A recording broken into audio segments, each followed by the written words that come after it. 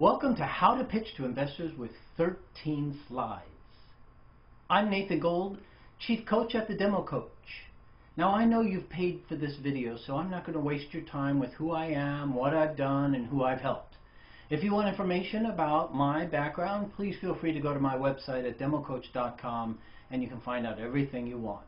This is about you. This is about giving you a model deck that you can use when pitching investors of all shapes and sizes. Whether friends and family, angels, or venture capitalists, it makes no difference. You need a deck that's tightly rehearsed and easy to deliver so that everyone you pitch to will get your message and ask you questions that are meaningful and relevant to the opportunity that you're presenting them with.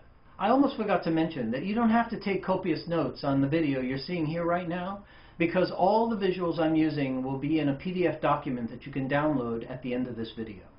So let's get started. This presentation has two parts. The title is How to Pitch to Investors with 13 Slides. First thing I'm going to do is give you the 13 slides. Once you have those, you'll be able to use that as a model to make up your deck. And then let's talk about the how part. Because I find that most people don't spend much time on the how you pitch to investors. It's more about what you're pitching with the deck. And that's where people spend most of their time. So when people come to me and they're asking for coaching, usually the middle part of the deck is okay. They know about their business and what they want to say. But the opening is weak and the closing is weak. And we'll talk here in this session about how to make a really memorable opening and a very, very good close so that people never forget who you are or what the opportunity is that you've presented them with. Okay, let's get started. So this investor pitch deck that I'm about to give you with 13 slides is a model. That's all. It's a model. It works though. It's a model that you should be able to deliver to any investor in 10 minutes or less. Usually 10 minutes is a good rule of thumb to be able to pitch your entire deck. There are many organizations around the world that give you 10 minutes, 7 minutes, 5 minutes, or a certain limited period of time to pitch your investment opportunity. If you can do it in 10, then you can work it back to 7 and 5 and maybe even less. But 10 minutes without any questions is about the amount of time it should take to get through this deck. Let's take a look. Now this is just a model, but it's a model that works. And here's an example of a company that I just recently helped a few months ago, Glue Networks. They used this model that I'm about to share with you right now, and they raised $4.5 million in angel money. That's right, only angels. They started out at $1 million and were oversubscribed. They went to 2 and oversubscribed, went to 4 and oversubscribed, and decided that 4.5, that was it, and they were again oversubscribed at 4.5. And this is a company from Sacramento that everybody wanted to move down to the Bay Area, and they said, no, no, no, we're staying in Sacramento. But yet they were able to raise $4.5 million, and it was just angel money. How about that? So let's take a look at what they used. Now, first of all, who says that 13 slides is the right number of slides? Well, let me back this up for you a little bit. First of all, there are 2 people in the world that would say 13 is the wrong number. The person on the left is Guy Kawasaki, if you haven't recognized him. If you present to Garage Ventures and Guy Kawasaki or anybody on his team, go to his website, read his blog about the 10 slides that you should use. And use those 10 slides. Don't use any more. On the right side of your screen is Michael Moritz from Sequoia Capital. They also have a 10-slide deck that they like you to use when you present to them. Aside from Garage Ventures and Sequoia Capital, everyone else that you present to, you can use 13. And the deck that I'm about to present to you comes from David Rose. David Rose is the CEO and founder of AngelSoft. He's also a serial entrepreneur and a venture capitalist himself. In fact, David presented at TED in 2007. You can go watch his presentation. It's fantastic. He spends 18 minutes about what investors are looking for, and the last bit is spent on the deck that I'm going to share with you right now. And as I share it with you, I've put a few of my own twists on it based on information that I've gathered from people using this deck over the last 4 to 5 years. Now, interestingly enough, a few months ago, I ran into David Rose at a conference. I couldn't believe it. I just bumped into him accidentally. And I talked to him about using his deck to help my clients. And he was absolutely flabbergasted that somebody actually using his information. I think he was really just pulling my leg. But he's given me carte blanche and total permission to use his name and his deck anywhere and everywhere. So feel free to thank him and the AngelSoft group for this model deck. All right, let's take a look at the deck itself. Remember, 13 slides. Number 1, the first slide is your logo, your name, and your title. That's it. You don't need the date. You don't need who you're presenting to. You don't need all the information about how to contact you because, frankly, they don't care about that at this point. And everyone knows that you can modify a keynote or a PowerPoint presentation minutes before to change that you're presenting to them. Just leave it alone. All you need is your logo, your name, and your title. Now, this is the slide where people blow it. They say something like this. Thank you very much for your time here today. I'm Nathan Gold, CEO of Fish on Fire. Let's get started. And bang, you go into the next slide. This is not good. This is a missed opportunity. And in a bit, after I get through the deck, I'm going to talk to you about what you can do in the opening. And this is where you do your opening. It's not only the slide with your logo and your name and your title, but this is where you set it up. This is where you put the hook in. This is where you do the grabber, so the audience will want to pay attention. More on that later. Slide number 2. This is your business overview. Very simply put, 1 or 2 or 3 lines. You don't want to go into chapter and verse in lots of detail, but this is where you re-emphasize the problem or the unmet need that you're solving with your business. The questions that you see on the screen here: what business are you in? What problem do you solve? Why does the problem exist? What advantages do you have? Why should anyone care? These are the kinds of questions that should spur the answers to what you say on this slide. Okay? So that's it. Business overview. Very quick, just to give people an understanding of what you do. Slide number 3. This is your team. Now that you've put the business overview out there, now you need to tell people who you are. Very quickly, very succinctly, no long drawn out discussions. Remember, you only have 10 minutes to give these 13 slides. So when it gets to your team, maybe you talk briefly about yourself and maybe 1 or 2 other people and just summarize that the team together, blah, blah, blah, blah, will have 15 years and this and that and whatever, but just make it quick and simple. Now, my favorite way to do a team slide is like you see here right now. Pictures of each of the people on the team, and I mean team, not management team, not executive team, the team. Because when you're an early stage startup, you may not have a management team. You may not have an executive team. Well, don't worry about it. But you do have a team, and it's at least you, plus whoever else, and your advisors. So here's where I would suggest you put the logos of the people that work for you or that are working with you on your team in a collage all over the place, and then maybe you pick out 1 or 2 of these as you're talking to the investor, because that would be the point of interest. Don't lay out all the degrees and everything else that people have. You can mention that as you talk. Slide number 4 is your market opportunity. This is where you need to be very careful. Most people want to know, how big is the problem? What's the economic impact of your solution? Can you quantify what it is you're offering? And most importantly, many people will come into an investor presentation and say, if we just get a half of a percent of the market, you know, the total available people in the world, we'll be rich. That's a top-down approach to discussing what your market opportunity is. Investors don't like that. You want to use a bottom-up approach. A bottom-up approach starts with who the users are, who the people are that are going to buy your products or services. You start adding up those people. You start at the bottom of the pyramid, and you start adding it all up, and then the total sum of all those people is your market. When you start at the bottom and work your way up, you show that you've really thought about who it is you're going after. Anybody can go to Google and say, how many people are using social networking today? And then you come in and say, if we just get 1% of those people using social networking today, according to Google or according to Gartner Group or whomever, then we'll be rich. We'll be a $100 million business. Don't go there, folks.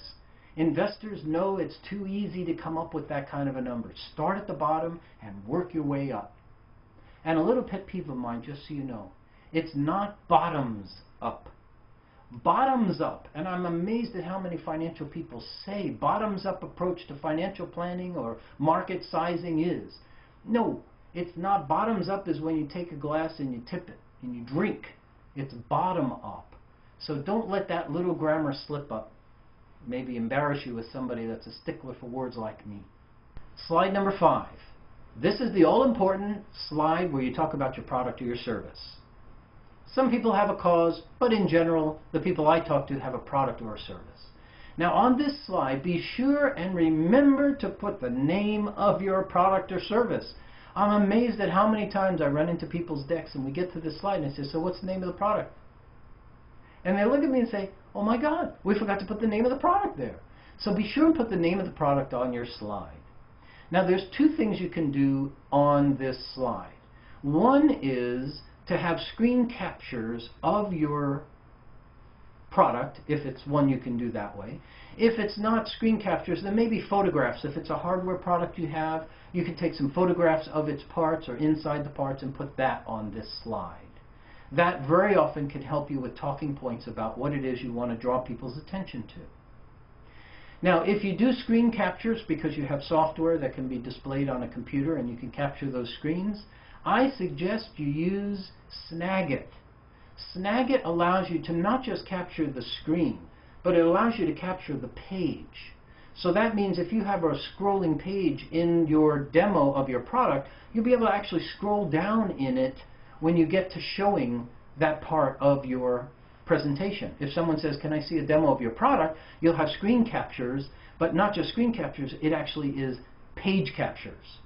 All right, Snagit, you can use it for 30 days. It's really a great product and can make you look really, really good without having to get online or even have a local version of your product running on the computer that you're using in your presentation. Okay? Now, many of you can stand to have something to break up the monotony of slides. Whether you use Keynote or PowerPoint, it makes no difference. You're all using slides, and we need something to break it up. Now, I'm very often asked by people, should I do a demo in an investor meeting? My answer is always, I don't know. Ask. So you look at them and you say, I have a 2-minute demo of my product. Would you like to see that now, or shall we save that for later? If they say, show it to me now, bounce out a PowerPoint or click a button that shows the screen captures if that's all you have. Now, a better way to break out of the monotony of having slide after slide after slide in presentations is to use a screen capture utility, something like Camtasia, that allows you to capture the screens so that you can run your demo of your product, if it's software, of course. Run your product demo, capture all the screens, and then edit out all the stuff that you don't need, and then you have a 1 or a 2-minute demo that you can run anytime.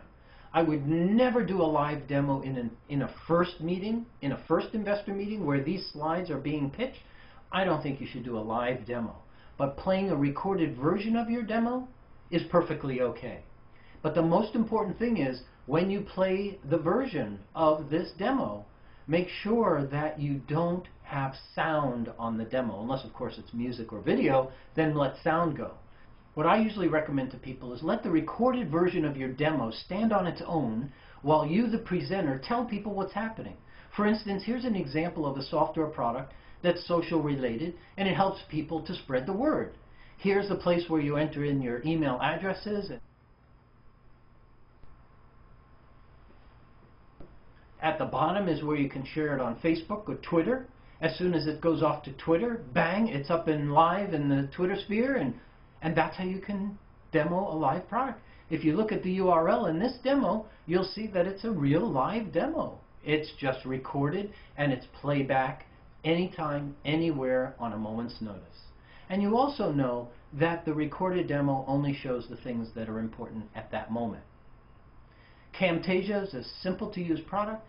You can use it for 30 days at no charge, And I highly recommend it as a way for you to get your demos in your pocket, whether you run them on your laptop or directly off of a thumb drive. Right? So what happens if your presentation fails? No problem. You have a copy of your PowerPoint and your video and your thumb drive. You can plug it into anybody's computer and run it automatically. And that's how I would run a demo. Slide number 6, this is your business model. This is where you need to tell people, how will you make money? How do you expect to make money? This is not your financial projections. This is how you expect to make money. What's your go-to market strategy? Or any of the other questions that you see listed here on the screen. Most importantly, if you can talk about what traction you have in your business right now, that means more to investors than just about anything. They love to see traction. They love to see momentum. So be sure that you talk about what your business model has been, what it's planned to be, and how it's working out so far. Now, this slide doesn't have to be messed up with a whole lot of words. If you have a software subscription model, maybe just put the word subscription on this slide. That may be all you need in order to discuss the fact that we are building our business based on subscriptions. We have a free model, a freemium, and a paid subscription, and you talk about what it is you're looking to do. Don't have to mess it up with a lot of words. Slide number 7 is where you get to talk about your strategic relationships. Now, in many early stage startups, you don't have any strategic relationships. You may not have any partners, and certainly you may not have any customers. So this is the only slide in the deck that can be moved to the very end after the last slide in your appendix area if you don't have any. And as your business develops and you get your first partner, slap this slide right back into slot number 7. And this is where you would put any partnerships, any customers, and maybe if you had a letter of intent or a memorandum of understanding from a company. It doesn't go a really long way, but you might be able to mention it. And I would just put the logos of the companies here, so that gives you the freedom to talk about what the kind of relationship and partnership is that you have with these companies. And of course, I wouldn't expect to go through all of these in one 10-minute presentation. You take a look at who you're presenting to, and if McDonald's is an important company to that person, maybe you say what the relationship is that you have with McDonald's, which could pertain to the opportunity that you're presenting them with. Okay? Slide number 8. The all-important competition slide. Now you have to have this slide. If you don't have this slide, investors will obviously ask you the question, and I highly recommend you don't leave it for them to ask. The competition is really important. But remember, you're not there to sell the fact that the competition isn't as good as you. You're not there to give them information about the competition in those 10 minutes that they may already know to prove that you know who your competition is. It needs to be something very simple and very powerful. And if you go by Sales 101, you won't even mention the names of your competitors. So here's an example of how you might use a slide like this. Let's say all these companies on the slide are your competitors. And you look at your investor and you say, we have some formidable competition in the space we're in right now. We have already looked at the strengths and weaknesses of each one of them. And I can assure you that at Fish on Fire, we have the unique advantage of, and then you put in whatever that unique advantage is, and you roll on ahead. You get the competition out of the picture. Slide number 9. This is your barriers to entry. And if there was one slide in the 13 that confuses people more than any one, it's this slide for some reason. This is not your barriers to entry. It's not what's keeping you out of the business or keeping you from succeeding. This is the barriers to entry, which is what's keeping other people out of your space. What's to stop another company from hiring 100 engineers to re-engineer what you've done and come up with something that's a tenth of the price? I don't know. But this is the slide where you need to make sure the investor hears what's keeping other people out of your space. Now, intellectual property and patents can sometimes be what a lot of people hang their hats on and say, well, we have the patents. Well, let me just let you in on a little secret here. Just because you have a patent doesn't mean you can enforce it. Do you have the money to enforce a patent against somebody like a Cisco that's going to maybe use one of your ideas? Can you prove that you're the one that invented it? I mean, hopefully that won't happen. But don't rely only on patents as the barriers to entry to keeping other people out. It's not the name of the game. So you want to talk about how defensible your technology is, and don't forget, you may want to bring back one or two of the team members into the barriers to entry discussion. Because who knows, maybe you're the top blog on the planet and you just hired away the top video blogger in the world to be your #1. And now there's a pretty slim chance that anybody else out there is going to be able to hire that person away and be able to claim that as a barrier to entry for them doing what you're doing. So make sure that if you have a team member that has something that might be part of the barriers to entry, bring it back in and mention it on this slide. Number 10 is your financial overview. Now this is a very simple overview. This is nothing detailed. You want to roll everything up because there's really only a couple of points you want to make on this slide. The first one is you want to mention or state the investments that have been made to date and who has made those investments, briefly, especially if you've got your own investment in it. Investors love when people put their own skin in the game more than just time. Money speaks. Euros speak. They do, trust me. Now all you need in the financial overview is a simple top-line 5-year projection. Now I know 5 years is a really long time, so maybe you can give them 3, but be expected to have to answer to years 4 and 5 when you get into due diligence. Right? We're only talking about the first meeting here. So all you need to do with this chart is to identify your break-even point and your profitability point. As we've done in this chart with color, you can mention that in March of year 2 post-funding, we expect to break even, and then in July of year 3 post-funding, we expect to be profitable, as you can see from the numbers on this chart. I'd be happy to give you chapter and verse in my extended detail once we get beyond the point where you want to know more about my company. Simple as that. Okay? And you don't have to put the actual years at the top of this because it's very simple to say post-funding, this is what our expectations are. Then you never have to edit this slide. Number 11. This is your last chance. Now remember, this deck has been set up to sell the investor on the opportunity. It's not to just tell them about the opportunity. This is a selling opportunity. And whenever you're selling, normally price and the amount is the very last thing you talk about, right? Especially with a high-end sale like a million or 2 or whatever you're asking for. So this slide, number 11, is your second to last slide. This is the one where you get to tell people what it is you're going to do with the money you raise. This is what we're going to do with your money, and this is how we're going to give you a return on your investment. We're going to do this, and we're going to do that. We're going to get the salespeople in place, and we're going to bring down that low-hanging fruit. This is where you build that momentum. You might want to use a little timeline to show what you expect to happen over the next 3, 6, 12 months, or however you want to describe it. But this is it. This is the last chance for them to get that enthusiasm and that passion from you about the opportunity, because slide number 12 is the capital request. This is the slide where you want to state the deal. What are you looking for? How much are you looking to raise? Is this a convertible note? Is this a Series A? Is it a Series B? How much is it? This is the slide where you need to put that number out on the table.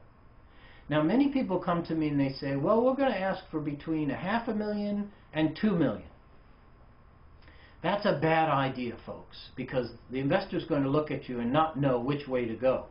If you really have a business that you can build on a $500,000 investment, and you have a real business that you can build on a $2 million investment, you can at times say to the investor, we have 2 business opportunities, 2 ways we can go. We can raise $500,000 and do X and Y, or we can raise $2 million, do X, Y, Z, and something else. So you can lay it out as a choice that way and see whether or not the investor wants to look at one or the other. And you'll know what's happening. You'll know which way they want to go based on how the deal is structured. But be aware that most people will typically put a single number out there and then talk about that as being the deal. You don't necessarily have to talk about your exit strategy. You can. I usually like to let that one become one of the questions you get from an investor, because most of the investors you're talking to are smart people. They'll know who your potential buyers are. They'll know if you're an IPO candidate. They'll just know. And then finally, there's valuation. I'm often asked, should I put my valuation on the table? Every fiber in my body says, don't put the valuation on the table.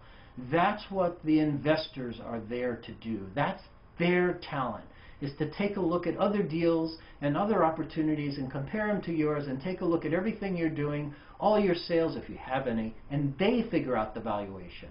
So get coaching on how to answer the question, so what's the valuation you have on your company? Okay, now let's get to the final slide, number 13. You've done all your work, you've just put the deal on the table, you've told them how much you're looking to bring in, and now is your conclusion.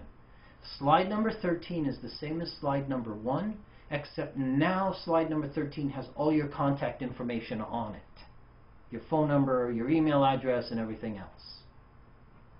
But this is not the end of the presentation. The end of the presentation is now in your hands. Assuming there have been no questions for the moment, we'll assume there's been no questions because we had 10 minutes, you need to close.